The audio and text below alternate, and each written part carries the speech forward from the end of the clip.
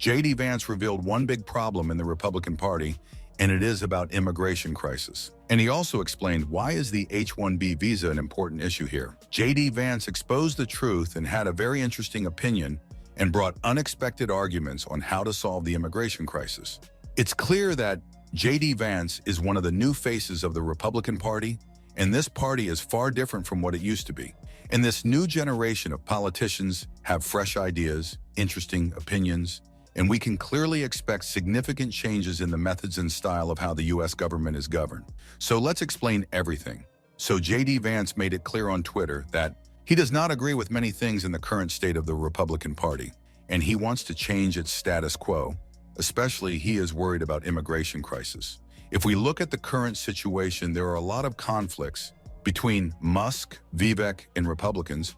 There are a lot of power struggles where people like Musk is outmaneuvering Republican power players, and it is not clear what conservatives can expect, especially regarding this immigration crisis.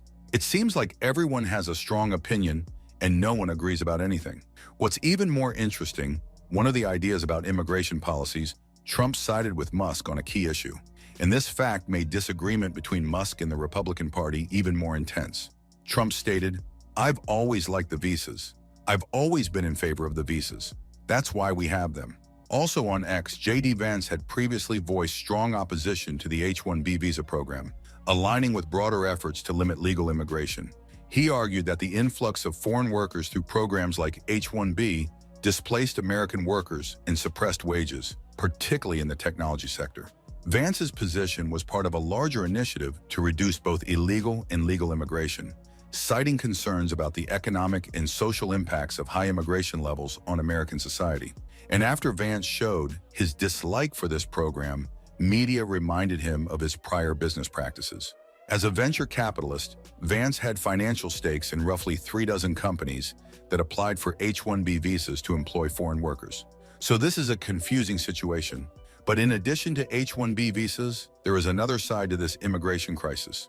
J.D. Vance also discussed his concerns about the effects of immigration increase and globalization on local economies and cultures during an appearance on Tim Dillon's podcast. He compared the cultural shifts in major cities like London and New York, saying, "London doesn't feel fully English to me anymore. New York, of course, is the classic American city. Over time, I think New York will start to feel less American. Everything becomes flattened and feels the same." He expressed a desire for places to maintain their unique identities, explaining, "Real diversity is going to a different place and having it be different. I want Paris to be Paris, not to have it all just feel the same." So Vance thinks that, with H-1B visas, we also should concentrate on financial migration, describing it as problematic for countries trying to maintain their cultural and economic integrity. He criticized the practice of individuals entering a country, disregarding its laws and culture, establishing profitable businesses, and then sending the money back to their home countries. He argued, "It doesn't seem like a sustainable model. You have no investment in that country." Vance emphasized the importance of fostering a sense of connection and commitment among immigrants, stating, "We want people who have investments in a place to care about it." His comments highlighted his belief that successful immigration requires not just economic participation, but cultural and social integration as well. And here J.D. Vance agrees with Musk. They both think there are some states, like California, where the government does not do a good job to mitigate this immigration crisis. Musk said about this situation in California, "If a team is winning for too long, they tend to get complacent, and California has been winning for a long time, and I think they're taking it for granted." Musk and Vance agree on why this immigration crisis is the worst in California. Musk added, "It's a one-party state," explaining that Democrats for too long held a supermajority in the state legislature and therefore controlled all statewide offices. And this is not the first time J.D. Vance has spoken out and shared his thoughts about the immigration crisis, as it all started 2 years ago. That's when, in his first campaign ad for the 2022, Vance, like many Republicans, argued that the border was open and blamed President Biden's policies for increasing immigration. The Republican National Committee made a similar claim in a tweet earlier that year, which PolitiFact rated as mostly false. Vance focused on the southern border as the key issue of his Senate campaign. His plans, discussed during debates and on the campaign trail, included 3 main goals: finishing the border wall, labeling cartels as terrorist organizations, and denying welfare benefits to people crossing the border illegally. Vance believed that federal benefits, which he called American generosity, encouraged immigration. That's one of the reasons why people keep coming in, is because they know they're going to benefit from that generosity. He told a crowd in New Albany, "If you stop that spigot, you actually make it a lot more easy to control the southern border." When a debate moderator asked how the GOP could attract more minority voters, Vance did not avoid immigration policy, but instead addressed it directly. Vance argued that Republicans could win minority voters by focusing on delivering on an agenda of economic prosperity. He pointed to Trump's growing support among Latino voters, despite his strict stance on immigration. You may remember that Donald Trump was attacked and told that his support of strict immigration enforcement would lead to a rapid decrease in the amount of Hispanics that were voting for Republicans, Vance said. In fact, it led to a massive increase in the amount of Hispanics that were voting for Republicans. In 2023, J.D. Vance participated in a subcommittee hearing of the Senate Committee on Banking, Housing, and Urban Affairs.